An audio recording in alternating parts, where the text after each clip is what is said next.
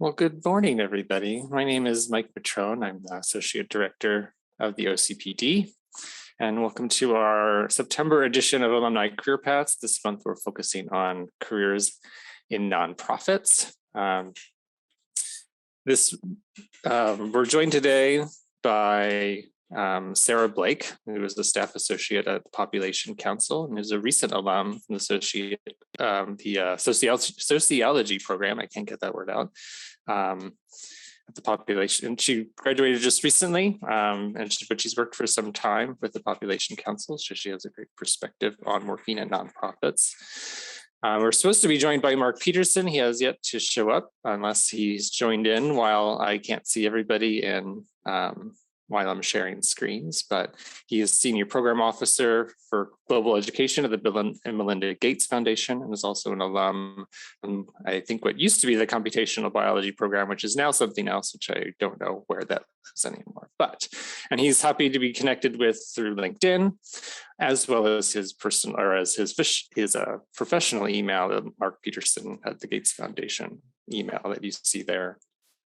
So before we jump into chatting with Sarah and hopefully Mark, I just wanted to share a little bit about what are these programs and why do we bring them to you? And so it's really just to highlight that all career paths for PhDs are successful ones. We feel that there still is a stigma with comparing academic or faculty careers to any other career, and we believe that that stigma should not exist. And so we want to make sure that all careers are represented here. We also want to make sure that all identities and experiences are represented in the careers that people pursue with PhD, because representation matters. And we're hoping that these kind of programs help you connect with people who are willing to help you, who can provide perspective on how they made their decisions to get to the careers they have, as in the form of informational interviews or referrals to other people to talk to, or even maybe jobs that pop up into the future. So that's why we bring you these types of programs.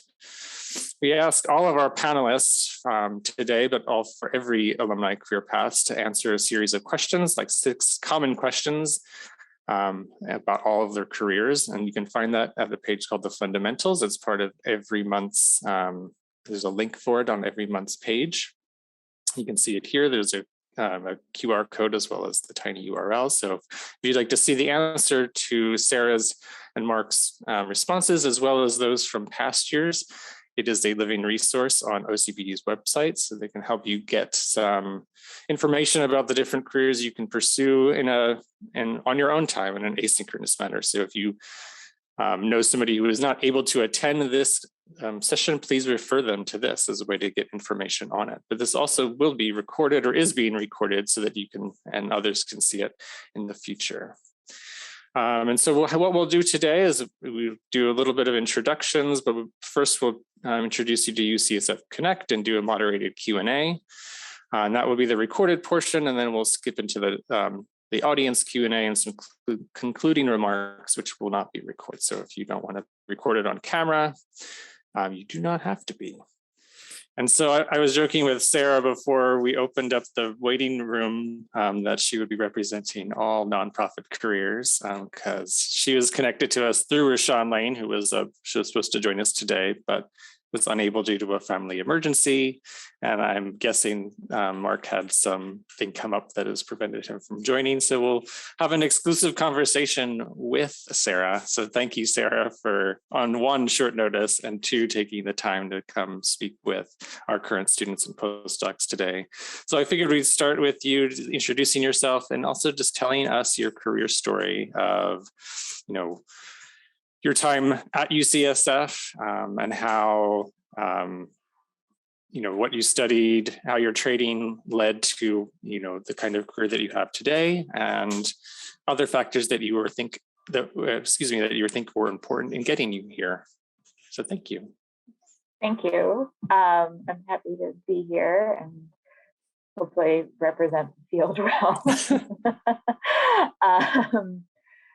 So I'm Sarah Blake. I actually just defended my dissertation about a month ago and went right back to work at the Population Council, which is where I've been working since about a year before I started at UCSF. My degree is in sociology here, but I also have a background in public health, and I so like that's a pretty important central piece of the work that I've done, the way that I approached my PhD, which I think was a little bit different than what is sort of expected in the field. So like I started a long time ago in advocacy, and I have been shifting more toward research and programs for almost a decade before I went to public health school. And there I found that I really wanted to work in research, but I wanted to stay at the intersection between applied work, so interventions and developing new approaches that make a difference in people's lives, and more academic research. And about halfway through my MPH, I spoke with a professor and sort of realized that like I was going to need to go for more school. So I started looking for PhDs, and in the meantime, like my practicum in public health has been with the Pop Council. I worked with our Egypt office over a summer. There was a coup while I was there, and I ended up having to come back to the U.S. and work in New York. So I had sort of this odd entry into the organization, as well as sort of this shift in approaches. And both in that position and as I went through my public health training, I moved into working on adolescent reproductive health and education, and found that's just a really interesting area. I don't think that I was expecting that to be sort of the central issue in my career, but or my graduate training, but I got this position as I was applying for graduate school to work on something for adolescent girls in Sierra Leone during the Ebola crisis with a colleague at the council. And that actually became the central piece of my PhD work. So in sociology, we have a lot of methods courses and theory courses, and we're allowed to pick the topics. And I would often come back to the scenarios and the situations that I was working on there and try to apply different theories or methods to that situation, either the things that I knew were happening or the data that was available. So I ended up writing my PhD based on data that we collected from the Pop Council, and I did kind of a secondary analysis of my own data, which we had used for other projects before, so I was pretty familiar with it. And that was kind of the core of the work that I did there.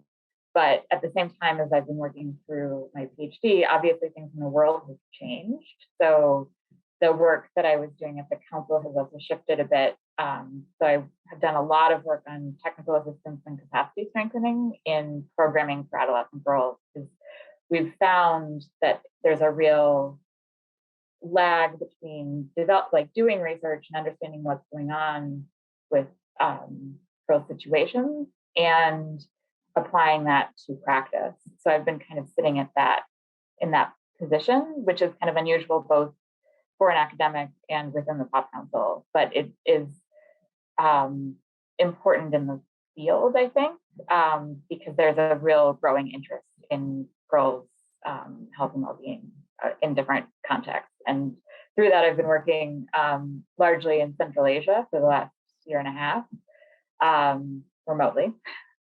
So it's been kind of circuitous, and all of that is kind of coming together at the same time. So I finished just a month ago, and sort of shifted right back into work that is really primarily technical assistance. So I work a lot with practitioners who are just learning about good practices and approaches for working with adolescent populations and even in like basic things like defining what good health and well-being mean and where there might be an opportunity for an NGO to intervene. Thank you so much. So could you talk a little bit about, could you guys compare or contrast like working in academia, having the academic environment versus the environment of at least your nonprofit for which you work? It's representative of all, but just generally. Yeah, so I think a big difference is that we work, we are a research and learning organization, like that is primarily what we do. I work with a lot of demographers and epidemiologists, and we also have like a whole contraceptive development branch. So there's a whole biomedical sciences component to the organization. So in many ways, we look like a traditional academic institution without students, but we are also almost entirely project funded. So our work is dependent on getting grants. Like all of our positions are dependent on grants. And I know a lot of academic roles kind of sit in a space where that is increasingly the case, but it traditionally hasn't been. And I think another part is that it is so tied to implementation. So we always, not always, but we largely work with people who are going to do something with the information. So our research is tied to evaluation or policy analysis for the most part. And could you talk about, from your perspective, and can you speak about navigating the spaces that you do with the identities that you hold? So like what major challenges do you face? And when could those who are looking to enter nonprofit spaces, what can they expect? So, I mean, I'm in a very advantaged position. I'm a cis white woman in global health, which is a female-dominated field, although it has a lot of power and inequality issues that go unacknowledged. So I think a lot of what I think about in that question is how to approach this ethically from a position where I'm advantaged. And having a PhD also kind of changes that, because there's an expectation that I'm an authority and know things. And a lot of what I struggle with is trying to learn from other people, because that is kind of what I learned to do in sociology school. So I think it's an ongoing question. And right now in global health, there's a very big interest in the idea of decolonizing and shifting the power dynamics within these institutions and the balance between donors and implementers. And that is an incredibly thorny area. And I've tried to be involved in as much as possible with the conversations about how to do that within the organization, within my own organization, because it's a pretty central piece of the intra-institutional discussions over the last year and a half. And it's a big and unresolved issue. But Indeed. And so you had, stated that you had worked for Population Council prior to joining graduate school. So, but can you talk about the skills that your training provided to you at UCSF that you use regularly? And ones, are there those that you needed to gain on your own that were separate from your training? And can you talk about those to inform what others can expect too? Yeah, I think I could think about this in two ways. So one is sort of the general training that's getting the skills that you develop in a PhD. And I think for that part, just the ability and the confidence to focus and say, I'm going to explore something and just do this, and bring in a lot of do a lot of my own research, look for things on my own, and then articulate that in a way that other people will understand, both within my field and outside, is transferable and important every day. I think specifically with sociology and working in a public health research organization, a lot of what I've both developed and am now kind of struggling to bring together is about using theory and understanding power dynamics as a central piece of the research and all of the work that we do, and communicating that in ways that are accessible to other people who are not sociologists. Because I think there's kind of a within public health, there's a lot of kind of anti-theory sentiment that is sort of like, this is too complicated, it's so abstract, why should we do this? And I'm really hoping to figure out ways to bridge those two, because I found that doing this training has made me approach all of these issues in new ways, and open up a lot of possibilities that I think would be really great to have other people to work with on who have different skill sets. Indeed. It's very apt too, just for everyone who's in the audience. We have some trainings related to navigating power dynamics, and it's through our series called Manage Up. So if you're interested in learning more about, at least in how to do that in your own situations, but those skills are applicable elsewhere. So keep a lookout for those announcements. But switching the conversation from more like something that's skilled, but something related to values. So I often talk to students and postdocs about the importance of your values in your work, meaning if you are in a place or a work setting isn't providing to you the things that give your work meaning, that you're just generally going to be unhappy.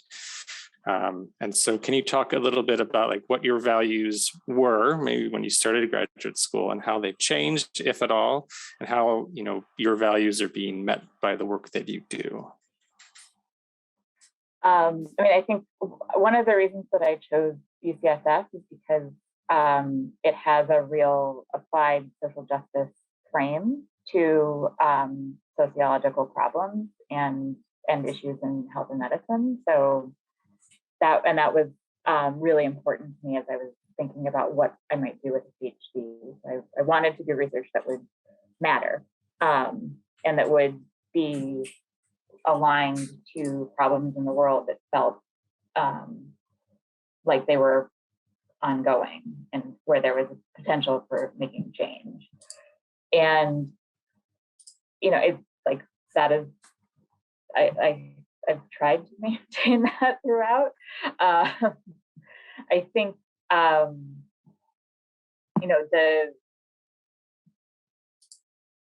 the sitting at the intersection of research and practice in these in an institution where there are real power dynamics between global north and global south, it's not always comfortable or easy to do all of the things that I would like. And we are still kind of hemmed in by hierarchies that are sort of taken for granted and that nobody wants to talk about. But that is sort of continuing to be something that I hope to be bringing into my work as I continue. But it's challenging because I think, the funding environment is pretty uncertain right now, and it's unclear what the field is going to look like in the next couple of years. So. Well, speaking of that, since you're the only panelist today, we're going through these questions. So I think I just have one more, and then we can open it up to all those who are attending to ask you questions. But can you talk about, using that as a transition about what's to come, where does your current role fit into your career story, and where do you think you might go into the future? What are the kind of the steps for someone who's looking to pursue public health or social justice nonprofit work, or work generally in research nonprofit settings? I think for the first time, I actually am kind of sitting in a position that is what I was hoping to move toward.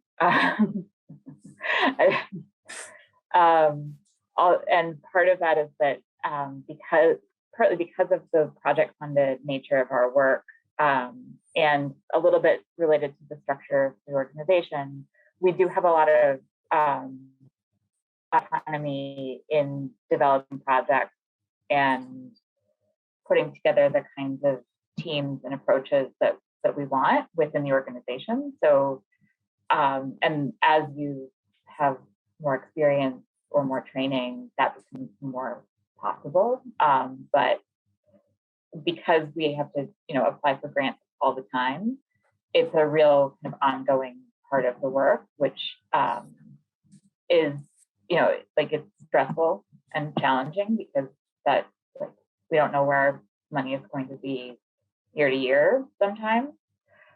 But it also means that there are opportunities to think about what work we really want to be doing and how it can fit into our own interests and into the mission of the organization or priorities. So I think that part is a pretty common piece of any nonprofit. You're always looking for RFPs for different funding opportunities. They're really largely driven by donors and their agendas, but you have space within that to define what it is like you as an individual or you as an organization or you as a team are going to do. And the more you have strong relationships with other colleagues and people to collaborate with, the more things can change and you can find new possibilities for things you want to find, you want to use your skills for, or you want to explore in different ways. Thank you so much. So with that, thank you for answering questions that I had for you.